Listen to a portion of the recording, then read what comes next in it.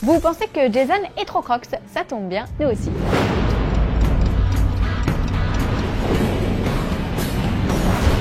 Donald Glover rejoint le casting de Spider-Man. Et là vous vous dites, oui il y en a plein des acteurs qui rejoignent le casting de Spider-Man, on n'est pas obligé de faire une annonce à chaque fois. Et vous n'auriez pas tort, sauf que là, ça nous inspire pas mal de choses. Tout d'abord, cette annonce devrait ravir les fans de Community, dont les frères Russo ont produit et réalisé plusieurs épisodes. D'ailleurs, vous noterez que c'est le troisième des acteurs principaux à rejoindre le MCU, après Danny, Puddy et Jim Rash, qui ont respectivement fait des caméos dans Le Soldat de l'Hiver et Civil War, sans oublier qu'Alison Brie fut un temps pressenti pour camper Sharon Carter. Ensuite, quand le reboot de Spider-Man a été annoncé, le nom de Donald Glover a beaucoup circulé sur la toile, sans mauvais jeu de mots bien sûr. Il faut dire que c'est lui-même un grand fan du personnage et qu'il a ardemment milité pour camper l'homme araignée, lui qui, rappelons-le, a participé à 2 épisodes de la série Ultimate Spider-Man en prêtant sa voix à Miles Morales. Son vœu a donc été partiellement exaucé. Alors on sait que Peter Parker sera le héros du reboot ciné et on sait aussi que dans les comics, Miles Morales succède à Peter dans le costume de Spider-Man après que celui-ci ait été tué par le Bouffon Vert.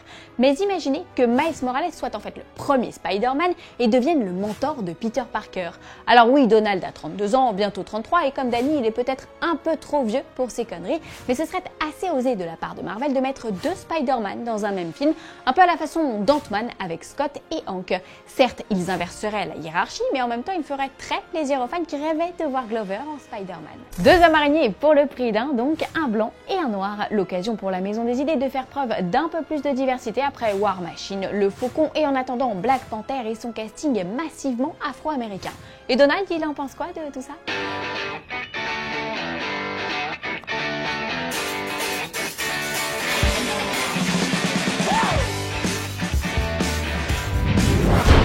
Aussi addictif que ce jeu Independence Day, voici les news en bref. L'heure est au reboot pour Astérix. Interrogés dans le cadre du festival d'Annecy qui se déroule en ce moment même, Anne Goscinny et Albert Uderzo ont révélé qu'ils souhaitaient changer les visages des 2 célèbres Gaulois, Astérix et Obélix. Exit donc Gérard Depardieu et Édouard Baird. Dans les colonnes du Figaro, la fille de René Goscinny a tenu à mettre les choses au clair. Pour ce prochain Astérix, il faut remettre à 100% les compteurs à zéro. Il faut plonger dans le 21e siècle et qu'il plaise de la pagode à Rosny-sous-Bois. Le dernier film avec Guillaume Gallienne et Valérie Lemercier était trop cérébral, il n'a pas traversé le périphérique. Dans le 93, on ne rigolait pas du film mais de l'affiche. Repartir à zéro, c'est ce que M6 a su faire avec Le Domaine des Dieux. Et pour faire rire le 93, justement, Anne a quelques idées. Il semblerait que Franck Gastambide soit sur les rangs pour mettre en scène les nouvelles aventures d'Astérix, lui qui cumule les succès populaires avec les Kaira et plus récemment Pattaya. Les noms de Jamel Debbouze et Michel Hazanavicius ont également circulé. Et la version animée dans tout ça? Eh bien, Alexandre Astier et Louis Clichy travaillent toujours sur la suite du Domaine des Dieux, sorti en 2014. Une aventure inédite, paraît-il. On est ravis. Ça fait un moment que l'on n'avait pas parlé du flic de Beverly Hills 4, tiens. Alors qu'on pensait le film bien engagé entre les mains de Brett Ratner, il y a 2 ans, les choses ont encore bougé pour Axel Follet, mais cette fois-ci, c'est la bonne, à moins qu'on en reparle dans 2 ans. Apparemment, le film s'est dégoté 2 réalisateurs, selon Deadline, Adil El Arbi et Bilal Fallah. Peu connu du grand public, le duo vient de réaliser Black, dévoilé au Festival de Toronto et disponible en e-cinéma le 24 juin. C'est d'ailleurs ce film qui a convaincu Jerry Bruckheimer de les embaucher. On sait le scénario achevé, on sait Eddie Murphy motivé, alors au boulot mec.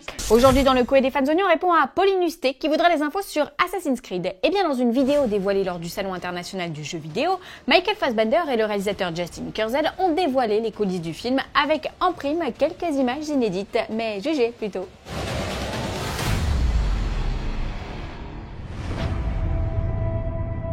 The Assassins are fighting for free will, and their main rivals are Templars. And Templars are trying to enhance humankind through science. I think Assassin's Creed has a really deep concept and idea, which is going back into time and having some sort of relationship with the ancestor that's come before you. The overall journey of the film is through the eyes of our protagonist, that Michael Fassbender's playing. What do you want from me? Your past.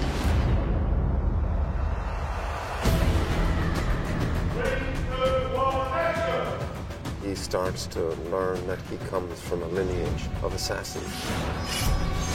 He realizes the true history of himself and he creates a kind of revolution. We work in the dark to serve the light. We are assassins.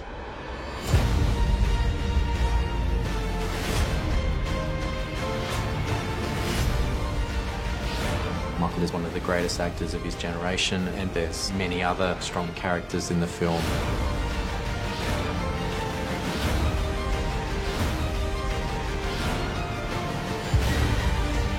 The Assassin's Creed universe is a cinematic experience. The action sequences are massive. I just want it to be an unbelievable ride. We have to show him who he really is.